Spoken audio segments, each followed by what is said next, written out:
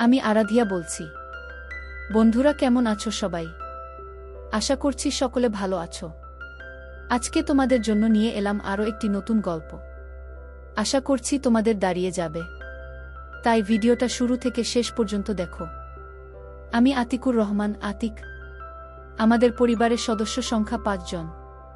মা জৌসনা বেগম, বয়স ৪২ বছর, গৃহিণী। বাবা সাদিকুর, বয়স ৪৭, দোকানদার ও কৃষক। আমরা ২ ভাই ১ বোন। আমি আতিক, বয়স ২২ বছর, সবার বড়। এইচএসসি পাশ করে নিজেদের ক্ষেত খামারে কাজ করি, মাঝে মাঝে দোকানেও বসি। তারপর বোন আয়েশা, বয়স ১৭ বছর, এবছর এসএসসি পরীক্ষা দিবে। সবার ছোট আমির, বয়সও মাত্র ৫ বছর। সবাই জানত আমি ও আয়েশার পর বাবা মা আর সন্তান নিবে না। আমরা ২ ভাই বোন মোটামুটি বড় হয়েছি। এমন সময় আমার আম্মাজানের পেট ফুলতে লাগলো। যখন ৬-৭ মাস, তখন তো মা লজ্জায় আমার সামনেই আসত না। মনে মনে তা দেখে আমি হাসতাম। যা হোক, সকালে ঘুম থেকে উঠে আয়েশাকে পড়তে বসায়, তারপর নাস্তা খেয়ে সাইকেলে করে তাকে স্কুলে দিয়ে আসি। স্কুল দূরে হওয়ায় নিয়ে যেতে হয়, আবার দুটের সময় নিয়ে আসি। আর আরেকটা কারণ আছে, তা হলো আয়েশার মতো সুন্দরী এ গ্রামে দ্বিতীয়টি নেই। আয়েশাকে দেখার জন্য রাস্তার ধারে বাজে ছেলেরা বসে থাকত। তা শুনে নিজেই ভাই হিসেবে দায়িত্ব কাঁধে তুলে নিলাম। আয়েশার সাথে প্রতিদিন আমাকে আসতে দেখে ছেলেপুলে নিরাশ হয়ে রাস্তার ধারে বসে থাকা বন্ধ করে দিল। কারণ এটুকু তারা বুঝেছিল যে আমার সাথে লাগতে এলে ২-৪ জনের হাড্ডি গুঁড়ো করে ছাড়ব। পুরো এলাকায় কুস্তিতে আমার সাথে কেউ পেরে উঠত না। আমাদের বাড়িতে ঘর ৬টা। উত্তরের বড় ঘরে বাবা মা ও তাদের সাথে আমির, পরেরটাতে আয়েশা, তার পরেরটাতে আমি। বাকিগুলো বন্ধ পড়ে থাকে, কেউ আসলে থাকে না হলে শস্য দানা ভরা থাকে। আয়েশা মাঝে মধ্যে আমার ঘরে এসে পড়াশোনা করে, কারণ দক্ষিণের জানালা দিয়ে সুন্দর হাওয়া আসে আর এদিকটা নিরিবিলি। আমিও তাকে পড়া দেখিয়ে দিই। সবই ঠিক ছিল, জীবনটাও ছিল শান্তির। হঠাৎ সব কেমন জানি হয়ে গেল। কারণ ২টো বই। বাড়িতে কারেন্ট নেই, কিন্তু দোকানে আছে। বাসার নোকিয়া মোবাইলটা বাবা দোকানে নিয়ে এসেছে চার্জ দেওয়ার জন্যে। দুপুরে আমি দোকানে আসলে বলে, কি হয়েছে দেখতো আতিক, চার্জ হয় না কেন? আমি কতক্ষণ ট্রাই করেও কাজ হলো না। আব্বা, তুমি দোকানে আরেকটু থাকো, স্টেশনের উপাশে মেকারের দোকান থেকে ঠিক করে নিয়ে আসছি। আচ্ছা বাবা, যা। সাইকেল মেরে স্টেশনের ভিতর দিয়ে যাচ্ছি। সামনে ট্রেন দাঁড়িয়ে আছে দেখে ওপারে যেতে পারছি না। মানুষের ঠেলাঠেলি দেখে স্টেশনের কোণার দিকে সরে গেলাম। লোহার পিলারের সাথে সাইকেল খাড়া করে দাঁড়িয়ে আছি।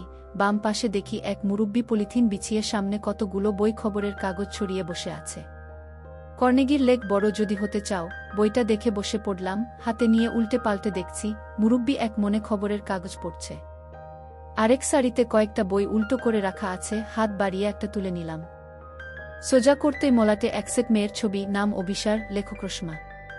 রেখে দিতে গিয়ে কি মনে করে একটা পৃষ্ঠা ওল্টাতেই সূচিপত্র। আজব নামগুলো। সূচিপত্র পড়েই আমার হাত পা কাঁপতে লাগলো। তাড়াতাড়ি রেখে দিয়ে উঠে দাঁড়ালাম। মুরব্বি পেপার রেখে চাইল, লাগবে না কি? না চাচা। আরে নাও নাও, লজ্জা পাচ্ছ কেন? মাত্র ২০ টাকা। না কাকা, যায় বলে তাড়াতাড়ি সাইকেল নিয়ে ওখান থেকে সরে এলাম। ট্রেন যে কখন চলে গেছে সে খেয়ালও নেই। মেকার মোবাইল দেখে বলল, আজ হবে না, কাল এসে নিয়ে যেও। কয় টাকা লাগবে? ৮০ টাকা। আমার কাছে ৫০ টাকা আছে, তাই দিই। না, ৫০ টাকায় হবে না, ৭০ টাকা দাও। ঠিক আছে, কাল দুপুরে টাকা নিয়ে আসব। এসো। মাথার ভিতর থেকে ওই বইগুলোর কথা বের হচ্ছে না। আবার স্টেশনে এসে মুরব্বির কাছে দাঁড়ালাম। দিব। কয় টাকা? একটা ২০, জোড়া ৩৫। জোড়া ৩০ দিবেন? ঠিক আছে, নাও। টাকা দিলাম। মুরব্বি ২টো বই গোল করে পেপার দিয়ে মুড়িয়ে দিল। নিয়ে দ্রুত নিয়ে নিলাম। আব্বাকে বললাম, মোবাইল রেখে এসেছি, কাল ঠিক করে দিবে। বাবা খেতে চলে গেল। দোকানে চাখর লেগেই আছে দেখে মন চাইলেও বইগুলো বের করতে পারলাম না। দোকান থেকে স্কুলে গিয়ে আয়েশাকে নিয়ে বাসায় আসলাম। আমার ঘরে গিয়ে বই ২টো বিছানার নিচে লুকিয়ে রাখলাম। গোসল করে খেয়ে দিয়ে দরজা ঠেলে দিয়ে বই ২টো বের করলাম। দরজার ছিটকানি দিলাম না, দিন দুপুরে ছিটকানি দিলে খারাপ দেখায়। আমার ঘরে আয়েশা ও আমির ছাড়া কেউ আসে না। প্রথম গল্পটা পড়তেই নিজেকে হারিয়ে ফেললাম। একটা ছেলে তার বড় ভাবিকে নিয়ে কাহিনী। কেমন জানি অবাস্তব ধরনের গল্প। নিজে জীবনে কাউকে কখনো সেবা দেয়নি। কলেজে পড়ার সময় এক বান্ধবীর কমলা হাতে নিয়েছিলাম, এটাই যা অভিজ্ঞতা। তার মানে এই নয় যে সেবা দেওয়া কি জানি না, সবই জানি, সবই বুঝি। তবে এভাবে কখনো ভাবিনি, সব সময় ভেবেছি বিয়ে করলে বউ আসবে, সেই বুকে ইচ্ছে মতো দিব। কিন্তু এমন পাপ কাজ কিভাবে করে মানুষ? আরে যা, আমি কি আবোল তাবোল ভাবছি? এগুলো তো শুধুই গল্প কাহিনী। এদিকে আমার নিচে গরম হয়ে গেছে। গল্প পড়ে আমার এমন অবস্থা হলো যে মনে হচ্ছে এখন সেবা দিতে না পারলে মরে যাব। সারা বিকেল পড়ে একটা বই শেষ করলাম। বই দুটো লুকিয়ে রেখে বের হলাম। উঠানে বসে মা আয়েশার চুলে তেল লাগিয়ে দিচ্ছে। ওড়না ছাড়া ডালিমের মতো লাগছে। ছি, আমি একটা অমানুষ, নিজে আপন ছোট বোনের দিকে কি নজরে তাকাচ্ছি। মা বলল, কি রে বাবা, শরীর খারাপ নাকি? না গো মা। খেতে গেলি না যে? এমনি শুয়েছিলাম, কাল যাব। আয়েশা বারবার আজ চোখে নিচের দিকে তাকাচ্ছে। ভাগ্যিস এখনো জিজ্ঞেস করে বসেনি, তাড়াতাড়ি পুকুরের দিকে চলে এলাম। মা খেয়াল করলে তো সবই বুঝবে, আয়েশা হয়তো বুঝেনি। সন্ধ্যার পরে আয়েশা আমার ঘরে আসলো পড়ার জন্য। ভাইয়া, কয়েকটা আঙ্ক বুঝিয়ে দাও তো। ভালো লাগছে না, নিজেরটা নিজেই করে নে। দাও না ভাইজা। বললাম না এখন যা। আয়েশা রাগ দেখিয়ে গট গট করে নিজের ঘরে চলে গেল। নতুন বইয়ের আরও দুটো গল্প পড়লাম। মা খেতে ডাকল। খাওয়ার সময় আয়েশা মাকে বলল, মা, ভাইয়ার কাছে পড়তে গেলে খালি তার। কেন রে বাবা, কয়েকদিন পর পরীক্ষা, একটু দেখিয়ে দিলে তো পারিস। বোনটা ভালোভাবে পাশ না করলে বিয়ে দিবি কিভাবে? পাশ করা লাগবে না, এখনই বিয়ে দিয়ে দাও। নিজে আগে করে দেখাও না, আমাকে নিয়ে পড়লে কেন? তোর বিয়ে না দিয়ে আমি করছি না। বাবা, কি শুরু করলি তোরা খাওয়ার সময়? বাবা, ভিয়াকে বলো না একটু অঙ্কগুলো বুঝিয়ে দিতে। ঠিক আছে ঠিক আছে, খেয়ে দে, আয় দিচ্ছি। বাবা আমার কথা শুনে মুচকি হাসল। ঘরে এসে শুয়ে আছি, আয়েশা আসছে না দেখে আবার বইটা বের করে পড়া শুরু করলাম। কয়েক মিনিটের মধ্যে আয়েশা এসে পড়ল, তাড়াতাড়ি বিছানার তলে ঢুকিয়ে রাখলাম। কি রাখলে ভাইজা? কিছু না, পড়তে বস। কেউ চিঠি দিয়েছে নাচকি? বেশি পাকনা পাকনা কথা না, তাহলে কি রাখলে? বললাম তো কিছু না। চেয়ার টেনে বসলাম, কয়েকটা অঙ্ক কষে দিয়ে তাকেও কয়টা করতে বললাম। আয়েশা নিচু হয়ে লিখছে, ওড়না ঝুলছে, কিছুটা দেখা যাচ্ছে। এক মনে দেখে চলছি, ইস কি সুন্দর। ছি, আবার আমি এসব কি ভাবছি? ভাবলে ক্ষতি কি? গল্পের মন্টু যদি তার বড় দিদিকে সেবা দিতে পারে, বিয়ে করে বউ বানিয়ে ফেলতে পারে, আমি ভাবলেই দোষ। ভাইজা, এই ভাইজা, এহু। কখন থেকে ডাকছি, কথা বলো না কেন? নিজের কাজ কর না, এত চিল্লাস কেন? কি হয়েছে তোমার, এমন করছো কেন? কিছু না, তোর অঙ্ক শেষ হয়েছে? হা, এই নাও দেখে। আচ্ছা তুই এখন যা, আমি ঘুমাবো। আয়েশা বই গুছিয়ে নিয়ে চলে যাচ্ছে, আমি আয়েশার দোলানো দেখছি। ইস কি সুন্দর আমার ছোট বোনটি। এমন সুন্দর একটা বউ যদি আমার হতো। না জানি এমন সুন্দর আমার বোনটাকে কে সেবা দিবে। ছি, আবার ভাবছি। অনেক রাত পর্যন্ত পড়ে বইটা শেষ করলাম। নিজেকে থামাতে না পেরে আয়েশাকে কল্পনা করে পানি ফেললাম। শেষে অনেক অনুতপ্ত হলাম। তারপরও শুয়ে শুয়ে আয়েশাকে নিয়ে কল্পনা করতে ভালো লাগছে, পারছি না ভাবা বন্ধ করতে। কখন ঘুমিয়ে গেছি জানি না। আজ শুক্রবার, আয়েশার স্কুল নেই, নাস্তা করে খেতে কিছু কাজ আছে দেখে রওনা দিলাম। অর্ধেক রাস্তা গিয়ে মনে হলো বই দুটো বিছানার নিচে রেখে আসা কি ঠিক হলো? বিছানা ঝাড়া দিতে গিয়ে যদি মা বা আয়েশা পেয়ে যায়, এতদূর এসে ঘুরে যাওয়া সম্ভব না আর। কাজ শেষ করে বাড়ি আসতে আসতে 3টা বেজে গেল। গোসল করে খাওয়া দাওয়া করে ঘরে আসলাম। বিছানার চাদর চেঞ্জ করেছে, সুন্দর করে ঘর গোছানো, এটা আয়েশার কাজ। ও ঘর এলোমেলো দেখলেই গোছাতে শুরু করে। দরজা ঠেলে দিয়ে বিছানা উল্টিয়ে দেখি বই দুটো আছে, কিন্তু আমি যেভাবে রেখেছিলাম সেভাবে নেই। তার মানে আয়েশা দেখেছে। পড়েছে কি? পড়ে থাকলে আমাকে খারাপ ভাববে, বাবা মাকে কি বলে দিবে? ইস কি হবে এখন? ভাইজা। এই ভাইয়া করতে করতে ঘরে এলো আয়েশা। হা বল। আমাকে একটু বাজারে নিয়ে চলো তো। কেন, দরকার আছে? কি দরকার সেটাই তো জানতে চাইছি। আমাকে বল কি লাগবে, এনে দিচ্ছি, তোর যাওয়ার দরকার নেই। না, তোমাকে বলতে পারবো না, তুমি নিয়ে চলো। ঠিক আছে চল। সাইকেলের পিছনে বসে ঘাড়ে হাত দিয়ে বসে পড়ল। একটু দূরে আসতেই মনে হচ্ছে আয়েশা সামনে চেপে বসল। এমন তো কখনো হয় না, আয়েশা তো নির্দিষ্ট দূরত্ব বজায় রাখে, আজ এমন করছে কেন? নাকি গল্প পড়ে তারও কুটকুট করছে? বাজারের কাছে চলে এলাম, আয়েশাও সরে বসল। আয়েশা কসমেটিক্স এর দোকানে ঢুকল, আমি বাইরে দাঁড়িয়ে আছি, তুই যা। তুমিও এসো, দোকানদারটা আমাকে ঠকায়। আচ্ছা চল। কয়টা সিটি গোল্ডের চুড়ি, কানের দুলা, টিপ, ফিতে কিনল। তারপরও এদিক ওদিক চাইছে দেখে, কি রে আর কিছু লাগবে? হ্যাঁ, তুমি বাইরে যাও। আমি থাকলে সমস্যা কি? সমস্যা কিছু না, শরম লাগে। হয়েছে আর শরম করা লাগবে না, তাড়াতাড়ি নে, সন্ধ্যা হয়ে এলো। আয়েশা দোকানদারকে ইশারা করল। কত? ৩২। দোকানদার আমাদের সামনে বেশ কয়েকটা বের করে দিল। এতক্ষণে বুঝলাম আয়েশা এজন্য লজ্জা পাচ্ছে। আরে পাগলি, লজ্জার কি আছে এতে? নেনে যেটা পছন্দ হয়। আয়েশা লজ্জার হাসি হেসে গোলাপি একটা নিল। একটাই নিবি? আয়েশা মাথা নিচু করে আস্তে করে বলল, হ্যাঁ। একটাতে কেমন করে হয়? গোসল করলে তো আরেকটা লাগবে। আরেকটা নিয়ে নে। আয়েশা মাথা তুলে না দেখে আমি একটা লাল কালারের পছন্দ করে প্যাকেট করে দিতে বললাম। আর কিছু? তুমি যাও না বাইরে। আমি মুখ আয়েশার কানের কাছে নিয়ে বললাম, দোকানদার তো আর জানে না যে আমি তোর ভাই, তাহলে এত লজ্জা পাচ্ছিস কেন? আর ব্যাটা যেভাবে তোকে দেখছে, আমি বাইরে গেলে তো আরো হা করে দেখবে। আমার কথা শুনে আয়েশা মুচকি মুচকি হাসতে লাগল। বুঝেছি তোর কি লাগবে, এই যে ভাই, এ দুটোর সাথে কালার মিলিয়ে দুটো নিচের গুলোও দিয়ে দেন। টাকা মিটিয়ে দিয়ে বাইরে এলাম। কিছু খাবি? না। চল গুড়ের জিলাপি কিনে আনি। জিলাপি নিতে নিতে মাগরিবের আজান দিয়ে দিল। তাড়াতাড়ি চলো ভাইয়া, না তো মা বকবে। আমি আছি না সাথে, কিছুই বলবে না।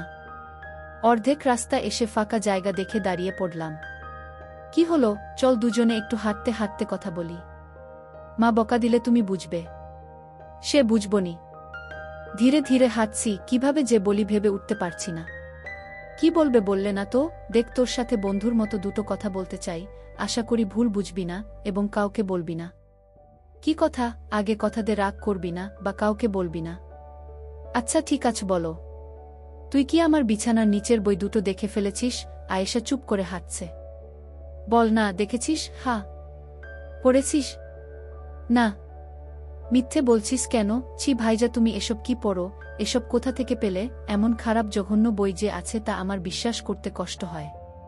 পরশু দিন স্টেশনে পেয়েছি, কৌতূহল থামাতে না পেরে নিয়ে এসেছিলাম, পরে খারাপ দেখে পড়িনি, রেখে দিয়েছি। আমি নিজে দেখেছি তুমি পড়ছ। আচ্ছা বাদ দাও, পড়নি যেহেতু তাহলে রাখোর কি দরকার? পুড়িয়ে ফেললেই তো পারো। হ্যাঁ, তাই করব। তুই প্লিজ কাউকে বলিস না।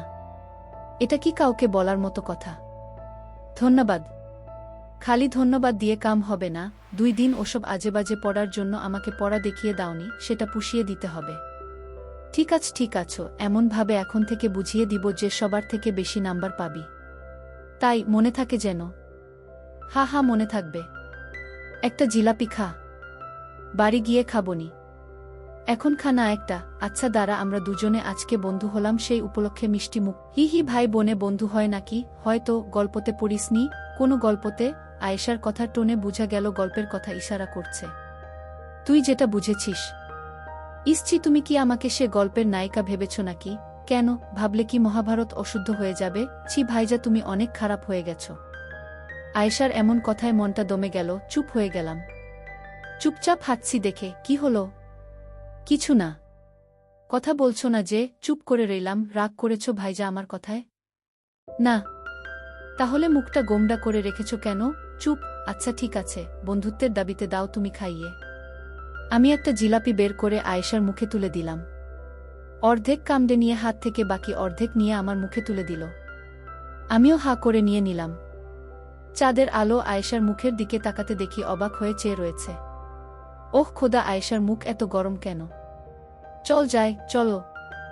বাসায় এসে আমি আমার ঘরে, আয়েশা ওর ঘরে পড়তে বসল। আমি চুপচাপ শুয়ে রইলাম। কি করলাম এসব আমি তো সত্যি সত্যি আমার ছোট বোনকে কল্পনা করতে শুরু করেছি। নিজেকে মনে হচ্ছে প্রেমে পড়েছি। আমার প্রেমিকা আর কেউ নয়, আমার আপন মার পেটের বোন। সবাই মিলে খেতে বসে আয়েশাকে বললাম, খেয়ে দে, আমার ঘরে আয়, আজকে জ্যামিতি নিয়ে বসবো। ঠিক আছে ভাইয়া, তুমি যাও, আমি পরে আসছি। কয়েকটা জ্যামিতি করিয়ে দিয়ে ওর দিকে চেয়ে আছি। কিছু বলবে ভাইজা? যদি খোলামেলা কিছু কথা বলি রাগ করবি? আমি তোমার বোন, এমন কিছু বলো না যে আমি ছোট হয়ে যায়। ওকে বাদ দে। কেন, বলো কি বলবে? যে উত্তর দিলি আর বলার ইচ্ছে নেই। আচ্ছা ভুল হয়েছে আমার, এখন বলো। না, তুই হজম করতে পারবি না। আরে বলেই দেখো পারি কিনা। সত্যি তো? হা সত্যি বলো। আমি মনে হয় প্রেমে পড়েছি। কার? যদি বলি তোর। কি যা তা বলছো? আমি তোমার বোন। তাতে কি হয়েছে, আমাদের প্রেম না হয় গোপন থাকবে। তোমার কি মাথা নষ্ট হয়েছে? আপন ভাই বোন কখনো প্রেম করে, আর সত্য এক সময় বের হয়েই পড়ে। তাহলে বইয়ের গল্পগুলো কি মিথ্যে? আমি কি জানি? প্লিজ ভাইয়া, এসব বন্ধ করো। জানতাম হজম হবে না তোর। হজম হবে না তো কি আমি এসব কথা বলে বেড়াবো? একবার ভেবে দেখ কত মজা হবে। ভাবার দরকার নেই, এসব ভাবাও পাপ। যত নষ্টের গোড়া ওই বই, ও দুটো দাও আমাকে, এক্ষুনি পুড়াবো। বই পুড়ালে কি আমার মন শান্ত হবে? আয়েশা আমার হাত ধরে নিয়ে বলল, প্লিজ ভাইজা প্লিজ, আমি তোমার আদরের একমাত্র বোন, কিভাবে পারছো এসব বলতে? হয়তো আমার ভুল হচ্ছে রে, কিন্তু মনকে থামাতে পারছি না। কি করব বল? আমার কোনো বান্ধবীকে পছন্দ হয় বলো, আমি নিজে তোমাদের প্রেম করিয়ে দিব। আমার সব বান্ধবী তোমার জন্য পাগল। না, আমার শুধু তোকে ভালো লাগে। বুঝছো না কেন তা সম্ভব নয়? কেন, তুই কি কাউরির সাথে প্রেম করিস? না না, তাই বলে আপন ভাইয়ের সাথে প্রেম করব? একবার করে দেখো না। ছি, আমার আর তোমার সাথে কথা বলতে ভালো লাগছে না। এই বলে বই না নিয়ে হনহন করে আয়েশা ওর ঘরে চলে গেল। মনে মনে ভাবলাম, আমি কি এসব ঠিক করলাম? সুন্দর সম্পর্কে বিষ ঢুকিয়ে দিলাম, সব দোষ বইয়ের। বই দুটো নিয়ে বাড়ির বাইরে এলাম, এদিক ওদিক চেয়ে আগুন ধরিয়ে দিলাম। সম্পূর্ণ পুড়িয়ে ছাইগুলো ছিটিয়ে দিলাম। হাত মুখ ধুয়ে ঘরে ঢুকার সময় দেখি আয়েশার ঘরে হারিকেন জ্বলছে। ধীরে পায়ে হেঁটে ওর ঘরের সামনে এলাম, নিজেকে অপরাধী মনে হচ্ছে। দরজা ঠেলা দিতে খুলে গেল। আয়েশা বিছানায় উবুত হয়ে শুয়ে আছে। পাশে গিয়ে বসলাম। মাথায় হাত বুলিয়ে দিয়ে বললাম, বই দুটো পুড়িয়ে ছাই করে দিয়েছি, আর কখনো এসব বলবো না। আমার ভুল হয়ে থাকলে ক্ষমা করে দিস। আয়েশা উঠে বসে আমাকে কাছে টেনে ধরল। ছি ছি ভাইজা, তুমি বড়, তুমি ক্ষমা চাইতে পারো না? আমি কিছু মনে করিনি। আমি পিঠে হাত বুলিয়ে দিয়ে বললাম, তাহলে রাগ করে চলে এলি যে, আর পড়বি না? কয়টা বাজে? মনে হয় 9টা। হা, পড়ব, চলো। হাত ধরে নিয়ে এসে চেয়ারে বসিয়ে দিলাম। দেখ আয়েশা, চামড়ার মুখ দিয়ে যা বলে ফেলেছি তা তো ফিরিয়ে নিতে পারবো না, তবে কথা দিলাম আর কখনো তোকে লজ্জায় ফেলব না। আবার শুরু করলে? বললাম তো আমি কিছু মনে করিনি। ঠিক আছে, পড়তে শুরু কর। না, আজ আর পড়ব না। তাহলে কি করবি? তোমার সাথে গল্প করব। কি গল্প? হিহি, কথা বলছি, এসবই তো গল্প। হা হা, তুমি বই দুটো পুড়ালে কেন? পুড়াবো না তো কি করব? ইস, আমার একটা পড়া হলো না। আমি অবাক, তার মানে তুই একটা পড়েছিস? হা, একটা। কোনটা? অভিসার। হা হা, মিস করে দিয়েছিস, পরেরটা আরও দারুণ ছিল। সূচিগুলো বলো একটু। না, বলবো না, অনেক খারাপ। কত খারাপ তা তো একটা পড়েই বুঝেছি, বলো না একটু। জেনে কি করবি? মন চাচ্ছে জানতে। লজ্জা পাবি না তো? আমাদের মাঝে কি আর তা অবশিষ্ট আছে? আছে তো? না, নেই। যদি না থাকতো তাহলে তুই আমার পছন্দ করে দেওয়া লাল পোশাক পরে এসে আমাকে দেখাতি, বলতি, দেখো তো ভাইজা কেমন হয়েছে। আয়েশা লজ্জায় দুহাত দিয়ে মুখ থেকে বলল, তুমি যে ভাইজা কিভাবে দেখায় বলো? বন্ধু মনে করে দেখাস? পারবো না ভাইজা। ঠিক আছে, না দেখাস। যেদিন পড়বি সেদিন শুধু বলিস যে আজ তোমার পছন্দ করে দেওয়াগুলো পড়েছি, তাহলেই হবে। উপর থেকে কল্পনা করে নিব। হি হি হি। হা হা হা। মুখ থেকে হাত নামা। বলবো সুচি, বলো। তাহলে আমার দিকে তাকা। বলো। বাসর ঘরে বুকে বলে থেমে গেলাম। কি হলো? পরে কিন্তু আমাকে দোষারোপ করতে পারবি না বলে দিলাম। ঠিক আছে, বলা লাগবে না। এই নাও, খাতা লিখে দাও। তাই দে, এটাই সহজ হবে। বাসর ঘরে বুকে সেবা দিতে গিয়ে শাশুড়িকে দিলাম। ইত্যাদি ইত্যাদি। এই নে পড়ে দেখ। খাতাটা আয়েশার হাতে দিয়ে বিছানায় কাত হয়ে শুয়ে পড়লাম। আয়েশা পড়ে মুচকি মুচকি হাসতে লাগল। হাসছিস কেন? মানুষ কি এতটা বলদ আছে যে বউ বাদ দিয়ে শাশুড়ি? হি হি হি। গল্পটাতে বাসর ঘর অন্ধকার ছিল, আর বুটা ছিল ভীতু, তাই সে তার মার কাছে শুতে চলে যায়। তারপর পরেই বর ঢুকে বাসর ঘরে, এসে দেখে বউ নেই, সে বসে বসে অপেক্ষা করে। শাশুড়ি ভাবে যায় জামাই বাবাজিকে বলে আসি। অন্ধকার ঘরে ঢুকতেই বর তাকে বউ ভেবে শুরু করে দেয়। সে মহিলাও মোটামুটি তার মেয়ের মতো দেখতে, তাই বর বুঝতে পারে না যে এটা তার বউ নয়। আর শাশুড়ি ছটপট করলেও লজ্জায় কথা বলতে পারে না। সে বিধবা হওয়ার কারণে অনেক দিন থেকে বঞ্চিত ছিল, তারও ভালো লাগতে লাগে, দুজনে ইচ্ছেতে সব হয়ে যায়। একবার হওয়ার পর হঠাৎ বর লাইট জ্বালিয়ে দেখে এটা তার বোন। হি হি, দারুণ তো। আচ্ছা ভাইজা, তোমার সবচেয়ে কোনটা ভালো লেগেছে? তার আগে তুই বল, অভিসারের কোনো গল্পটা তোর ভালো লেগেছে? আগে তুমি বলো। তাহলে তুই বলবি? যাও বলবো। একটা নয় দুটো খুব ভালো লেগেছে, বড়দির অন্য রকম ভালোবাসা ও আমার কল্পনার জগৎ। একটু বলো না শুনি। আগে তোরটা বল। মামির কার্যক্রম। আমার মনে হয় না ওটাতে সবচেয়ে সুন্দর গল্প ছিল বনবু। আমার কাছে যেটা ভালো লেগেছে সেটা বলেছি। আচ্ছা এখানে আয়, আমার পাশে বস। আয়েশা উঠে এসে আমার পাশে বসল। মন চাইলে একটু শুতে পারিস। না তুমি বলো তো। মনে হয় না ঠিক মতো বলতে পারবো, বুঝতেই তো পারছিস ভাষাগুলো কেমন। সেগুলো বাদ দিয়ে বলো। এক কাজ করলে হয় না, আমি রাতে লিখে রাখব, তুই কাল পরে নিবি। হই, কিন্তু এখন আমার জানতে ইচ্ছে করছে। ওকে, তোকে সব খোলামেলা বলবো, একটা শর্তে। কি? তুই ওগুলো পরে একবার আমাকে দেখাবি। আমি কখনো দেখিনি তো, তাই ভীষণ মন চাইছে। জানি লজ্জা পাবি। 1 সেকেন্ড দেখে আমি হারিকেন বন্ধ করে দিব। কত দিলাম?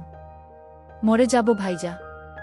ঠিক আছে, লাগবে না। হারিকেনটা বন্ধ করে এখানে শুয়ে যা, আমি শোনাচ্ছি। মা বাবা যদি আসে? আসবে না, আর আসলে আসবে, সমস্যা নেই। হারিকেন নিভিয়ে দিয়ে আমার পাশে শুয়ে পড়ল। আয়েশা আমার হাতে মাথা দিয়ে শুয়ে আছে। আমি যতটা পারি ভদ্র ভাষায় ভাই বোনের প্রেমের গল্পটা বলছি। আয়েশার গরম নিঃশ্বাস আমার মুখে পড়ছে। আমারও একই অবস্থা। নিজেকে আর থামাতে পারলাম না, উপর উঠে গেলাম। কাজ সেরে আয়েশা ঘরে চলে গেল।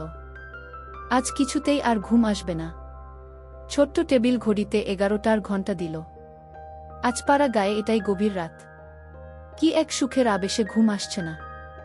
এমন তো কখনো হয় না। স্বপ্ন এসে ধরা দিয়েছে আজ। দরজায় কিচকিচ শব্দ হলো। চেয়ে দেখি আয়েশা দাঁড়িয়ে আছে। আমার মন বলছিল ও আসবে, তাই ছিটকানি লাগায়নি। বিছানায় উঠে বসলাম। আয়েশা দরজা ভিডিয়ে দিয়ে আমার সামনে এসে দাঁড়ালো। খাট থেকে পা নামিয়ে বসে রয়েছি। আবার এলি যে? ভালো লাগছিল না কেন জানি না, এখন ভালো লাগছে। হারিকেন জ্বালাবো না? আমাকে শুইয়ে দিয়ে আমার উপর উঠে গেল। মার দূরসম্পর্কের ভাই মারা যাওয়াতে পরের দিন বাবা মা আমি সেখানে গেল। আয়েশার সামনে পরীক্ষা দেখে বাহানা দেখালো। বাবা মা 2 দিন আসেনি। আয়েশাও এই 2 দিন স্কুলে যায়নি। দুভাই বোন একে অপরকে খুঁটিয়ে খুঁটিয়ে দেখে সুখের জোয়ারে ভেসেছি। একদিন সেবা দিতে দিতে প্রায় তাল হয়ে গেছি। হঠাৎ মায়ের কান্না শুনে হুঁশ ফিরে।